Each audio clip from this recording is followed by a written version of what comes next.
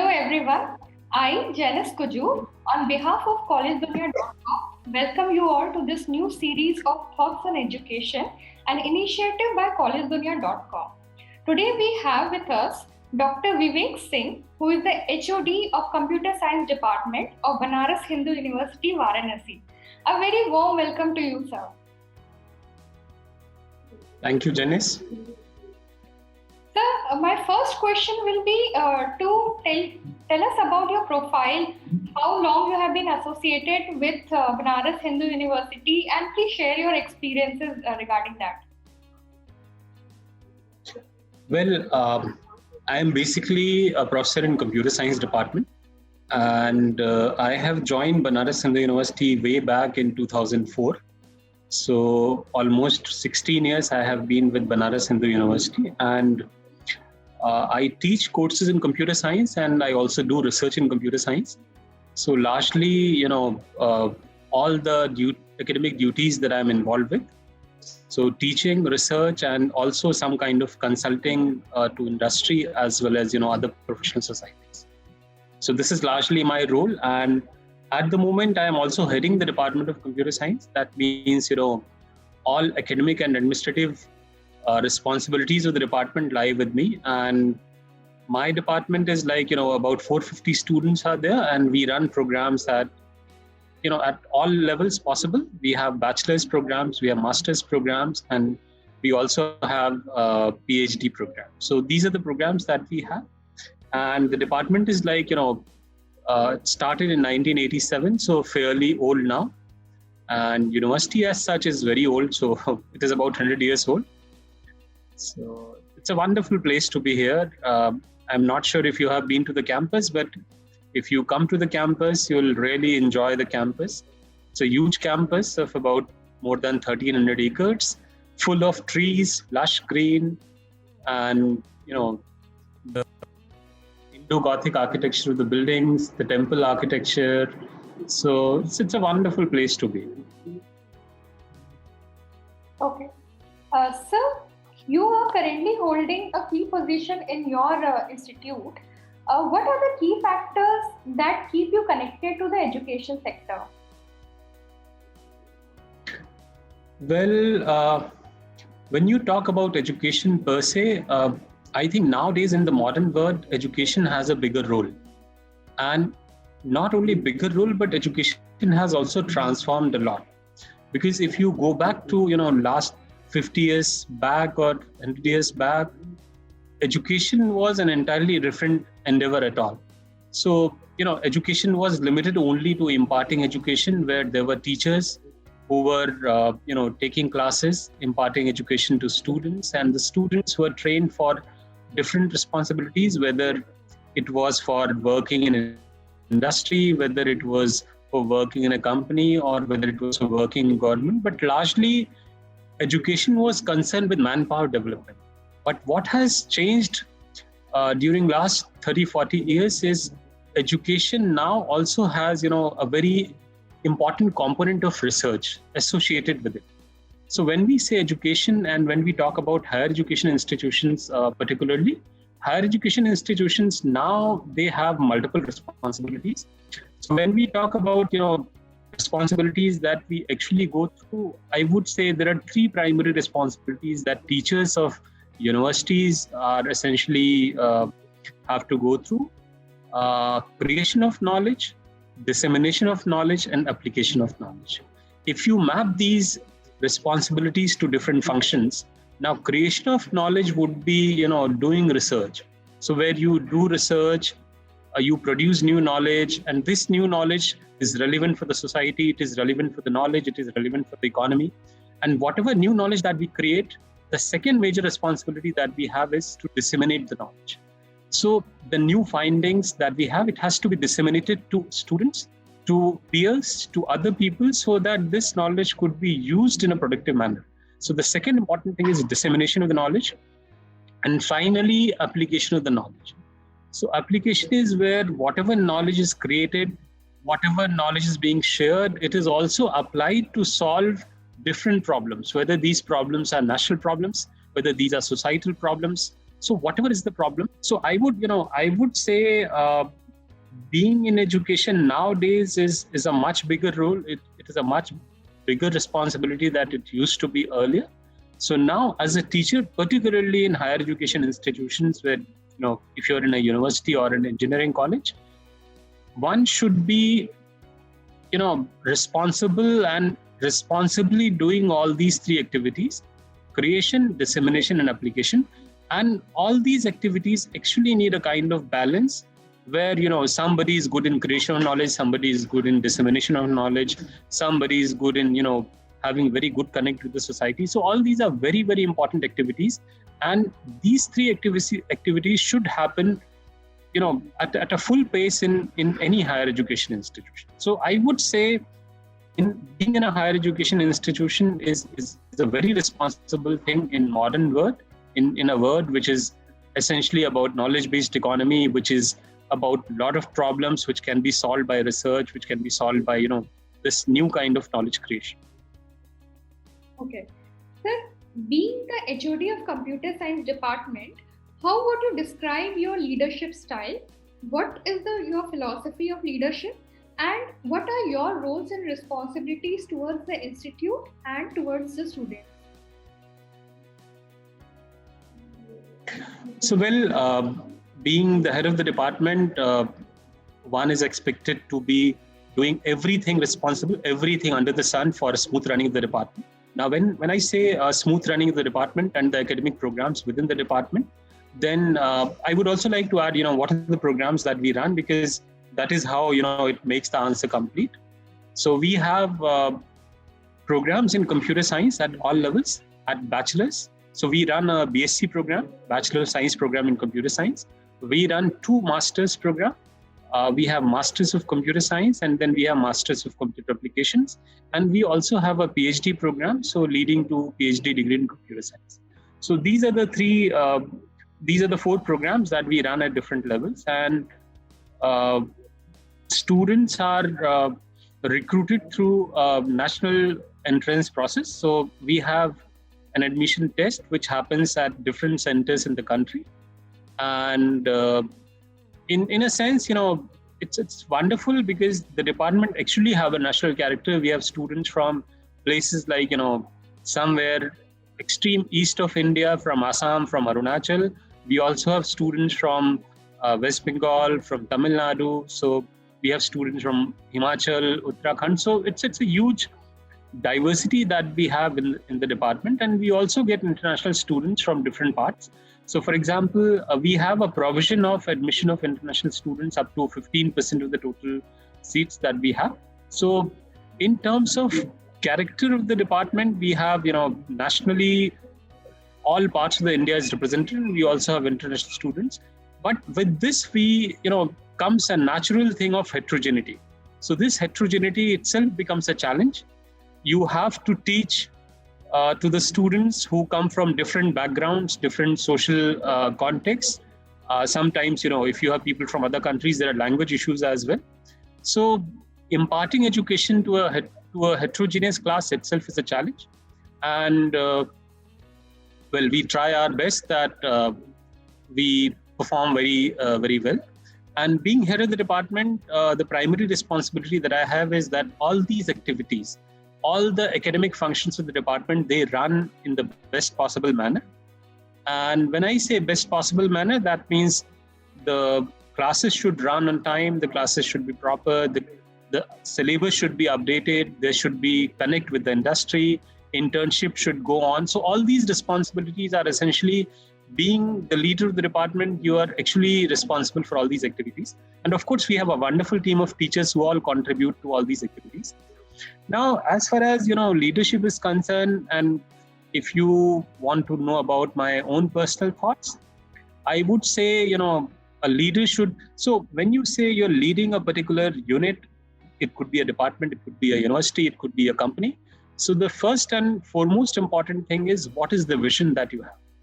So what is it that you expect from the department, or what is it that you expect the department to be, the unit to be? So the vision is, is the first thing that comes into picture. So it is very important that we know what is it that we want to become, because unless you're not sure what you want to become, where you see your department, you can't really lead it from the front. So it is very important that we know what is it that we want to become, where is it that we want to take the department, where is it that we want our students to be. So as far as in our case it is concerned, we want, our students should be trained in the best possible manner. They should have the best exposure to both academia as well as to industry. They should have the best facilities for sports and co-curricular activities. They should have, multidisciplinary training. So all this is something that we strive for. In addition to a clear vision, it is also important that a leader should be ambitious. So unless you have ambitions, you would really not have anything which attracts you to work hard.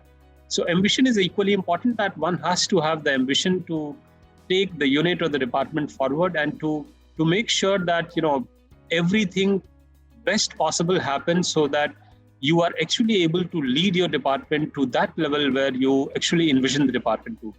And finally, and which is, equally important, is that a leader has to be result oriented. So unless you're going to evaluate yourself, unless you're going to at a regular interval or at periodic intervals, unless you're going to judge yourself that this was the target that I have set and whether this target has been achieved or not, leadership, I would say, it would be an ineffective thing to do.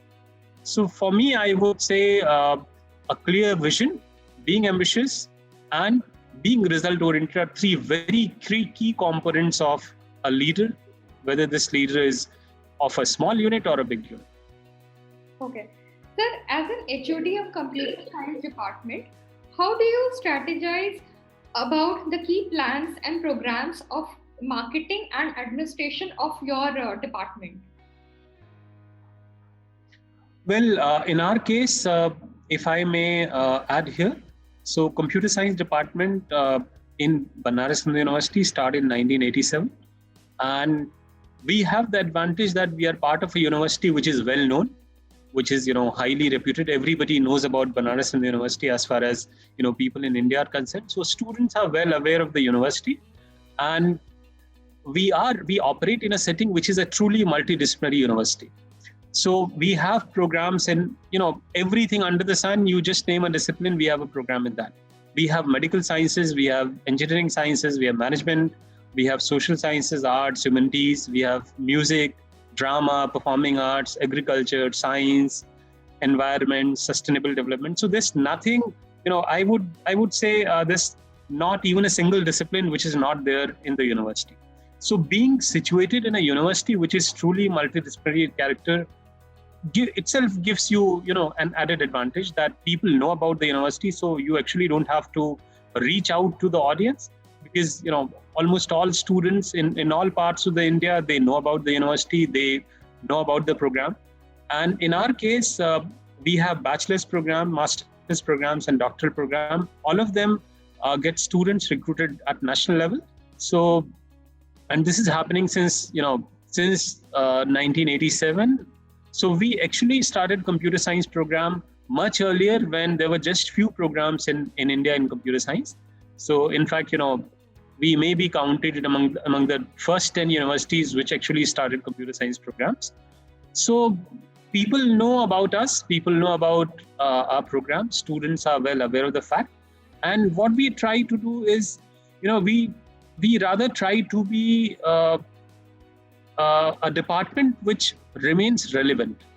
So we try to make sure that our syllabus is updated, our syllabus is relevant for the industry, our syllabus is updated as per the state of the art in the technology in the computing education sector. So that is what is more important for us, because we have to meet the expectations of the students. So we really don't have to work hard for attracting students, because we have the privilege, we have the advantage of already getting very good students, and we are well known in that sense. But what we have to actually work hard is that we have to work hard to remain relevant, to remain competitive, because we want to make sure that we impart the best education, we do the best research, and we provide the best facilities possible to the students. Okay. Sir, how has COVID-19 pandemic impacted your institute, and what, according to you, are the key metrics that will decide the future of online education? Well, I would say it's a difficult question. So, COVID actually impacted us like anything, and it was all of a sudden. So, it was during last semester, last year, during March, when we suddenly had a lockdown.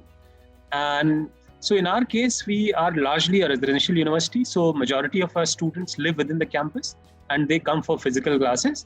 And suddenly, just after Holi break, uh, we had a situation where we came to know that students are not going to be here, so there can't be any further physical classes, at least for some time. So that was out all of a sudden, and being in a setting where we normally used to have physical classroom teaching, and that is something that everybody enjoys in education sector. If you are actually in a classroom interacting with the teacher, that is the best environment that it could be. So, it was all of a sudden, and we were not that much prepared. So I have no hesitation to admit that we were not prepared to deal with that. But the moment that we realized that, this is going to stay for a longer period, we started preparing ourselves. We started creating strategies so that, there's no loss of, loss for the students, and we could continue our teaching learning activities. So what we essentially did is that, and here also, being in computer science, it helped us because, most of our faculty members, they already had good exposure to the new kind of, automated teaching learning method. So that was an advantage that we have. So had we been a history department, it would have been more challenging for us. But being in computer science, it was not that big a challenge because we were all well versed with the technology. We all knew what are the tools available that we can use. And a lot of us already used to have, these kind of audio-visual methods for teaching. So it was not that difficult to transform. So the moment we realized that we have to continue in online education, what we did is that all of us sat down, we discussed, we strategized, and we planned that, we should try to make sure that the teaching learning process continues. And that is where we started putting all the material on Moodle platform, putting our slides on Moodle platform, collecting relevant videos to be shared with the students, to reach out to the students, and to use some kind of online learning platform to deliver classes. So that is how we have coped with that. But we also faced problems, and when I say we faced problems, I would say we missed the physical learning environment, the physical classroom environment. We still miss that because we are still running in the online mode. And we also miss the informal interaction with the students, because that is something that is very, very important. And what is actually happening now is more formal interactions where we take classes online and then we answer questions and that's it. So we are not talking, how's your day? What is the new book that you did? Or things like that. So these informal interactions are something that we are missing. And in fact, this has also impacted the peer learning, because students learn a lot from their peers, from their group members. And because COVID has resulted into, education being imparted completely in an online mode, so interaction between the students have also reduced. And as a result, this has also impacted peer learning. So there are some disadvantages that COVID has created. Everybody knows that, and people are trying to cope with that. But this also gave new opportunities. For example, we learned to be more organized. So before that, we were not that well organized, in the sense that, we knew that we'll go to the class and we have the freedom to interact and we have the freedom to teach on the board. So not everybody was using the audio-visual mediums, PowerPoint slides, videos, and so on. So now we are more organized in the sense that we know that we have to go with these kind of online classes. So this is something that we have learned. We have become more disciplined about time, about the way we interact with the students. And it's a new kind of experience. We are experiencing with a new kind of learning model. And the best thing that actually we try to maintain is COVID has actually not impacted our placement activities. Our internship activities are going as it is. So our students are getting internship offers, our students are getting placement offers. And in fact, this process has become simpler, because earlier companies used to visit us in person. So there was a huge team, the process carried on for 1 or 2 days. But what is happening now is it's a much simpler process. So it's completely online, a shorter process. So this is a new kind of experience that we have. So what we are trying to do essentially is that the business should go as usual, teaching learning process should continue. And these are the challenging times, and we are just trying to cope with that. So there are both sides, positive and negative as well. Sir, what do you think choose computer science department's top priority over next 10 years? Well, computer science department, the biggest challenge to be in computer science department is it's a very fast changing field. So, programming languages change within 10 years. Syllabus has to be updated. So being in a discipline which is highly connected to the industry, which is a very rapidly changing discipline, it has its own challenges. So the biggest challenge that we face and that we try to cope with is to be updated, to be relevant with the state, to be relevant with the industry, to be in a situation that we have the updated syllabus, we have the updated know-how. So it is important for all of us. Not only do we revise the syllabus, but our teachers also have to learn new things, because things have already changed in 5 to 10 years. For example, in my own case, I am teaching everything that I never learned. So we had to learn a lot of new things in order to, for example, there was no deep learning when I used to be a student. So these are new things that people are trying to learn. There was almost no natural language processing research. So things are changing very fast in computer science. And that is where we just want to make sure that we remain competitive, we remain relevant. So that is one major challenge that we have. Second thing that we are trying to work hard is we are trying to improve our academic programs so that we can offer multiple specializations.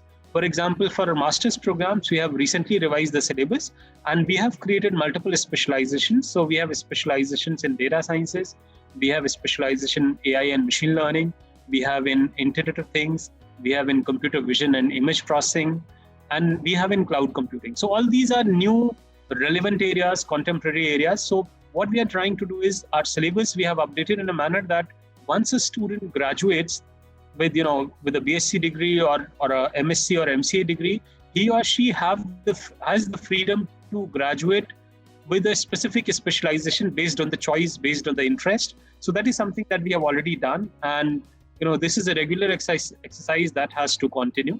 So this is one thing that we have done. Second thing that that we think we'll have to focus more on is our research activities. So this discipline is so rapidly changing.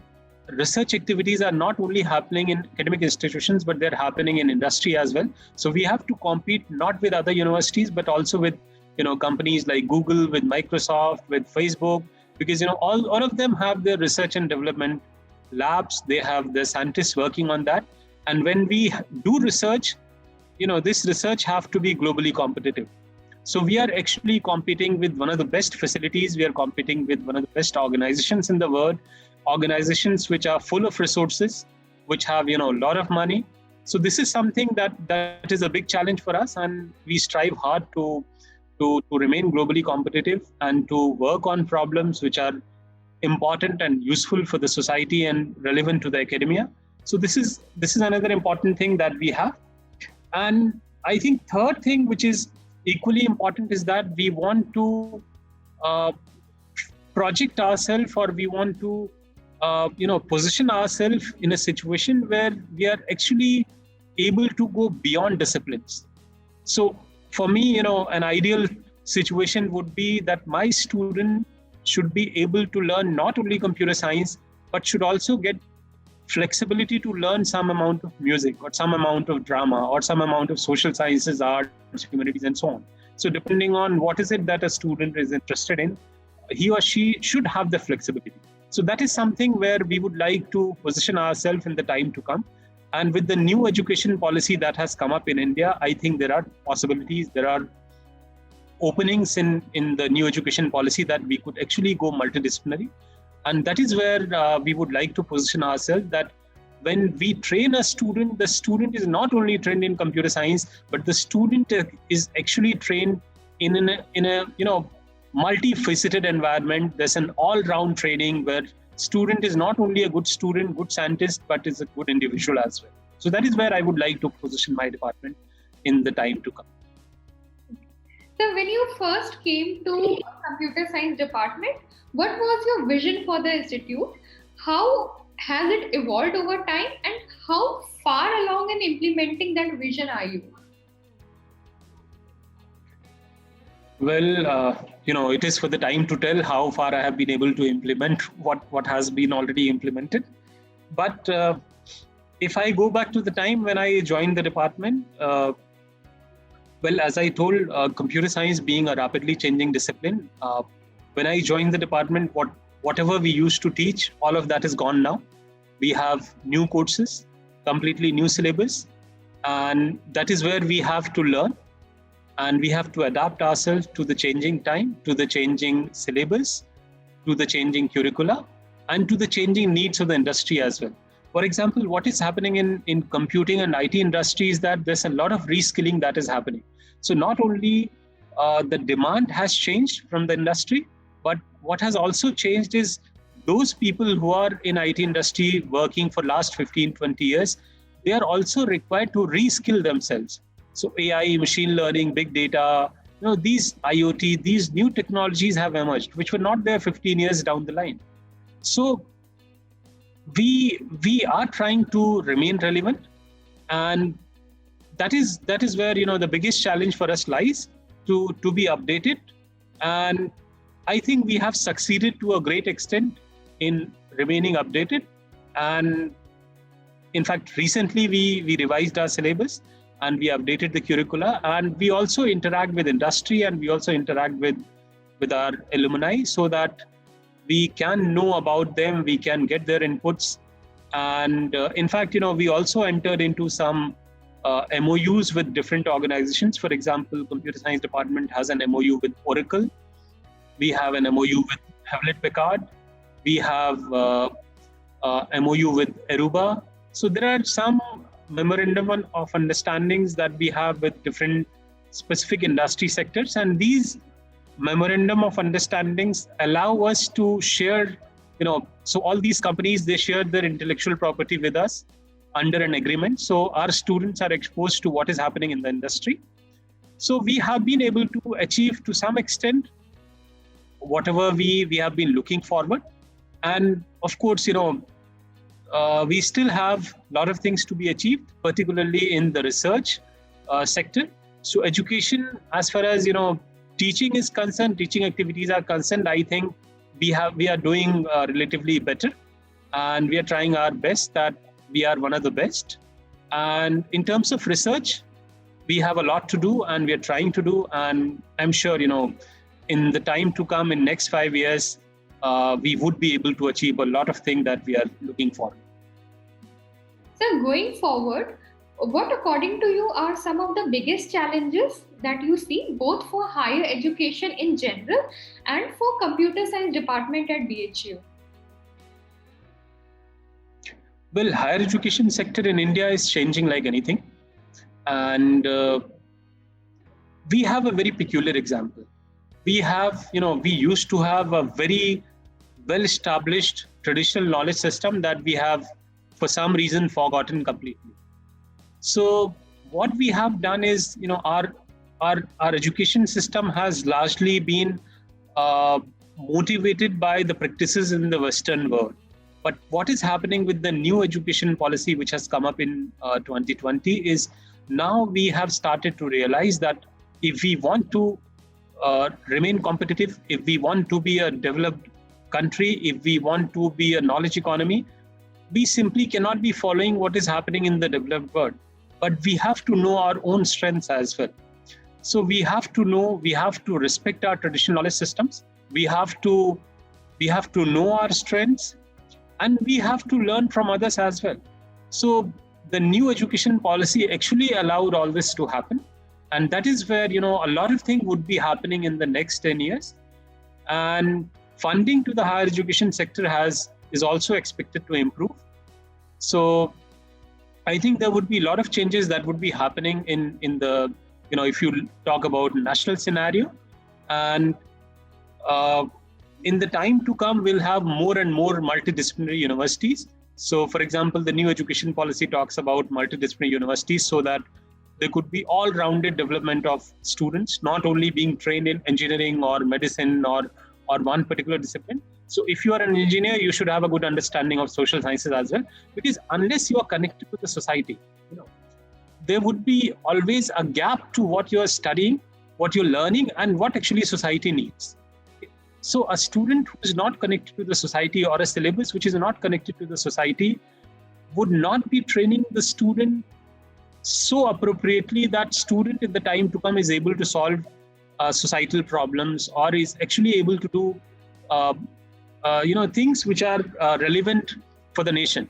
So that is something that is an important thing that I think would be happening in the time to come. And as far as computer science at Banaras Hindu University is concerned, well, we have challenges. As I told you, we want to become truly multidisciplinary. So rather than only teaching computer science, we would expect that our students have the flexibility to learn some amount of neurosciences as well. They should have the flexibility to learn psychology. They should have the flexibility to learn, even things like Jyotish. So this is something that I would really dream of, that student is actually able to learn in a multidisciplinary environment where you do about 70-80% courses in computer science, but you also have the flexibility to do about 20-30% courses based on your own choice. So you are able to develop all your cognitive faculties, not only being a technologist, but also being a good citizen, also being a person who understands societal responsibilities and who understands the societal and national needs, and who could contribute in a meaningful manner. Sir, due to the COVID-19 pandemic, many students are becoming jittery about their futures. So in such a condition, what message or assurance would you like to give to your current students and to the aspiring students of your department? Well, I think we have learned a lot to cope with it. So as far as it applies to our own university and the students that we have, for example, examinations for the last semester are already over. We have already started the new session. So we are very much on schedule. And I would say, if there has been some delay, there has been delay of about a month in the session.